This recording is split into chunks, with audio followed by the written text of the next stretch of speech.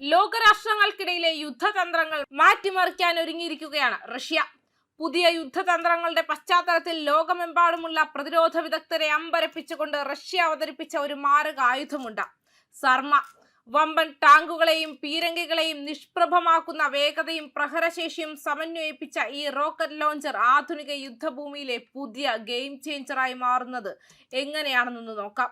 സർമ എന്നത് വെറുമൊരു rocket launcher അല്ല, അതൊരു ഹിറ്റ് ആൻഡ് റൺ യുദ്ധതന്ത്രത്തിന്റെ പൂർണ്ണ രൂപമാണ്.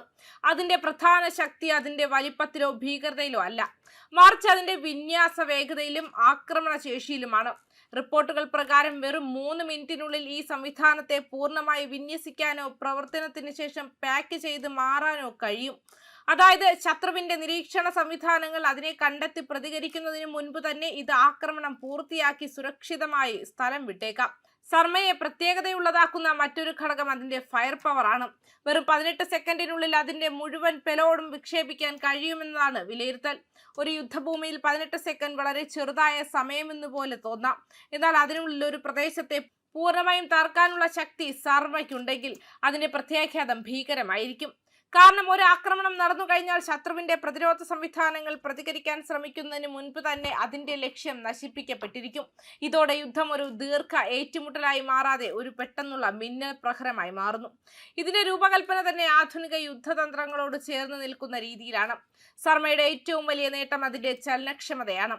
ഭാരം കുറഞ്ഞതും വേഗതയുള്ളതുമായ വാഹനത്തിൽ ഘടിപ്പിച്ചിരിക്കുന്നതിനാൽ ഇതിന് സാധാരണ പീരങ്കി യൂണിറ്റുകളെ പോലെ മന്ദഗതിയിൽ മുന്നേറേണ്ടതില്ല. പകരം പ്രദേശങ്ങളിലേക്ക് വേഗത്തിൽ കടന്നുകയറി ആക്രമണം നടത്തി പിന്നെ അതേ വേഗത്തിൽ പിൻവാങ്ങാൻ കഴിയും. ഇത് ശത്രുവിന്റെ ഡ്രോൺ നിരീക്ഷണങ്ങൾക്കും ഉപഗ്രഹ നിരീക്ഷണങ്ങൾക്കും വലിയ വെല്ലുവിളിയാകുന്നു. കാരണം സ്ഥിരമായി ഒരേ സ്ഥലത്ത് നിലകൊള്ളുന്ന ആയുധ സംവിധാനങ്ങളെ ലക്ഷ്യമിടുന്നത് എളുപ്പമാണ്, എന്നാൽ ഓരോ ആക്രമണത്തിനും ശേഷം സ്ഥലം മാറുന്ന ഒരു ലോഞ്ചർ സിസ്റ്റത്തെ തകർക്കുക അത്ര ലളിതമല്ല. സർമയുടെ മറ്റൊരു നിർണായക സവിശേഷത അതിന്റെ റോക്കറ്റ് വൈവിധ്യമാണ്. ഇത് ഗൈഡഡ് റോക്കറ്റുകളും അൺഗൈഡഡ് റോക്കറ്റുകളും വിക്ഷേപിക്കാൻ കഴിയുന്ന സംവിധാനമാണെന്ന് റിപ്പോർട്ടുകൾ പറയുന്നു. ഇതിന് യുദ്ധത്തിൽ വലിയ പ്രാധാന്യമുണ്ട്. അൺഗൈഡഡ് റോക്കറ്റുകൾ സാധാരണയായി ഒരു വലിയ പ്രദേശത്തെ കവർ ചെയ്യുന്ന സാച്ചുറേഷൻ ആക്രമണത്തിന് അനുയോജ്യമാണ്. ഒരു പ്രദേശത്ത് ശത്രുസേനയുടെ യൂണിറ്റുകൾ, പീരങ്കികൾ, ട്രക്കുകൾ, ലോജിസ്റ്റിക്സ് സംവിധാനങ്ങൾ എന്നിവ ചിതറിക്കിടക്കുമ്പോൾ കൃത്യമായ ലക്ഷ്യം കണ്ടെത്തേണ്ടതില്ലാതെ തന്നെ വ്യാപകമായ നാശം വിതയ്ക്കാൻ ഇത്തരം റോക്കറ്റുകൾക്ക് കഴിയും. കൂടാതെ ഗൈഡഡ് റോക്കറ്റുകൾ ഉപയോഗിച്ച് നിർദ്ദിഷ്ട ലക്ഷ്യങ്ങളെ കൃത്യമായി തകർക്കാൻ കഴിയും. ഉദാഹരണത്തിന് ശത്രുവിന്റെ കമാൻഡ് പോസ്റ്റ്, റഡാർ സിസ്റ്റം, ആമർദ്ദ വാഹനങ്ങൾ, പീരങ്കി ബാറ്ററികൾ തുടങ്ങിയ ഉയർന്ന മൂല്യമുള്ള ലക്ഷ്യങ്ങളെ കൃത്യതയോടെ ഇല്ലാതാക്കാൻ ഇത് സഹായിക്കും. ഇത്തരത്തിലുള്ള ആയുധങ്ങൾ ഇന്നത്തെ യുദ്ധരംഗത്ത് കൂടുതൽ പ്രസക്തമാകുന്നത് ഡ്രോൺ യുദ്ധത്തിന്റെ കാലഘട്ടത്തിലാണ്.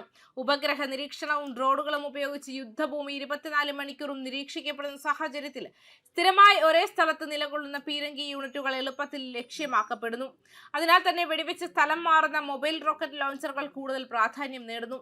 സർമ പോലുള്ള സംവിധാനം യുദ്ധഭൂമിയിലെ ആധുനിക നിരീക്ഷണ ഭീഷണികളെ മറികടക്കാനുള്ള ഒരു തന്ത്രപരമായ മറുപടിയായി മാറുകയാണ്. ചുരുക്കത്തിൽ സർമയുടെ യഥാർത്ഥ ശക്തി അതിന്റെ പവറിലോ വേഗതയിലോ മാത്രം ഒതുങ്ങുന്നില്ല.